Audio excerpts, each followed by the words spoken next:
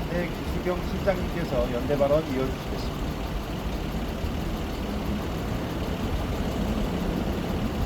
교회 신앙훈련 과정에서 발생한 가업 비리로 재판을 받고 있던 밑가줄교회 김명춘 목사가 지난주에 선포한 교회 기침하고 법정 구속되었습니다.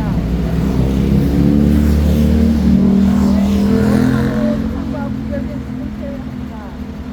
밑가줄교회는 김명춘 목사의 잘못된 가르침과 반인권적 교육 프로그램으로 기독교를 세상 어디에 내어놓아도 부끄러울 천박한 종교로 만들어버렸습니다. 그리고 그런 교회를 치료해야 할 찬양교회는 어떤 무리들의 비겁한 정치적 결정으로 인해 피해자들은 물론 피고들을 감사였습니다. 예당 학생 측에는 강도 그리고 사회적 무리를 일으킨 국가 진리교회를 규모 3피해로 유지시켰습니다.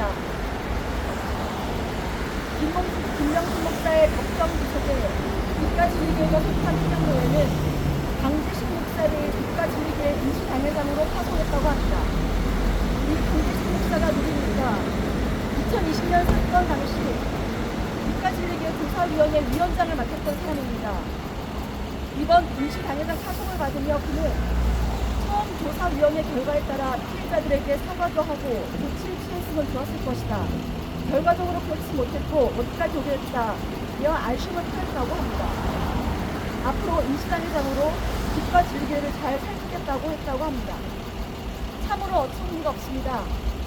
강재식 목사는 당시 2020년 5월 예당 학부모 총회 임원의 이름으로 사과 입장문을 발표하고 평양노회에 철저한 조사를 지시하였고 그 조사위원회 위원장직을 맡았음에도 불구하고 제대로 된 조사나 질의 없이 임시당회장 6개월 파송 조치만 하고 조사를 종결하였습니다.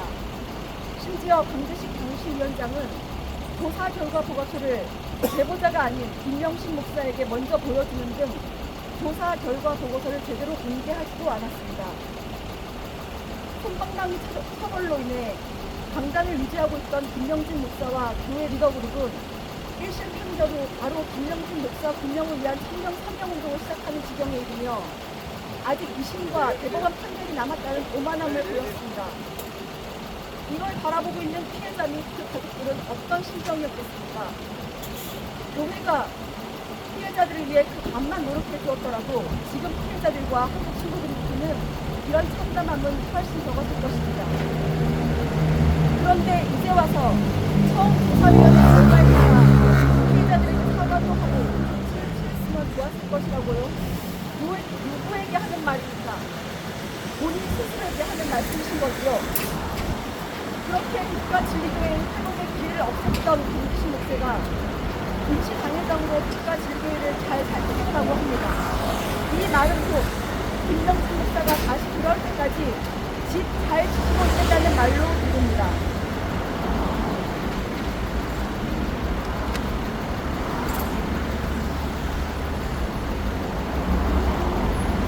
합동구단총회 요구합니다.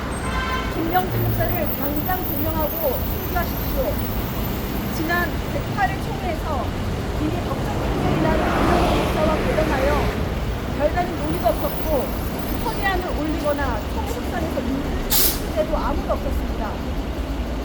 하지만 같은 108회 총회에서 합동구단은 교회 내 성범죄 피해자를 돕고 법정에서도 정당성을 인정해준 임시단회장을 수용했다는 이유로 한 명의 목사를 소속구단 대한민국 장로회 합동총회 최상국에서 대명 선수로 목사직을 포기하는 결정을 하였습니다.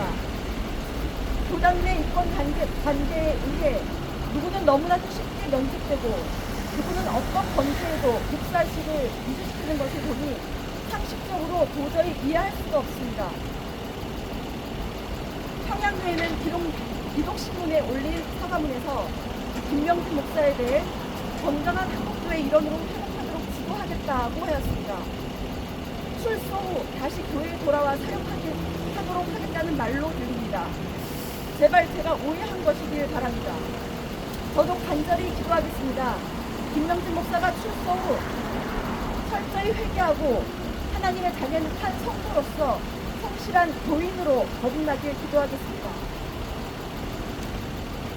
대한예수교 장로회 기업의 목사의 자격을 확실히 풍부하며 행실이 선량하고 신앙이 진실하며 교수에 능한 자가 할지니 모든 행위가 복음에 적합하여 범사의 존잘함과 성결함을 나타낼 것이요 자기 가정을 잘 다스리며 외인에게도 칭찬을 받는 자라고 규정하고 있습니다.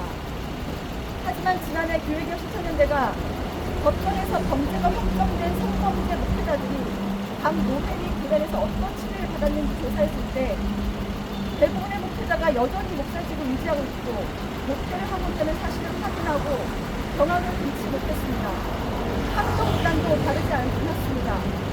제발 총회의 헌법대로 목사의 자격이 되는 사람을 목사라고 부를 수 있게 해주십시오. 마지막으로 빛과 진리교회에 남아계시는 성도님들께 간곡히 호소합니다. 김영진 목사가 아니면 안 된다고 하는 순간 그 교회는 예수 그리스도를 머리 삼은 주인의 몸된 교회가 아닙니다.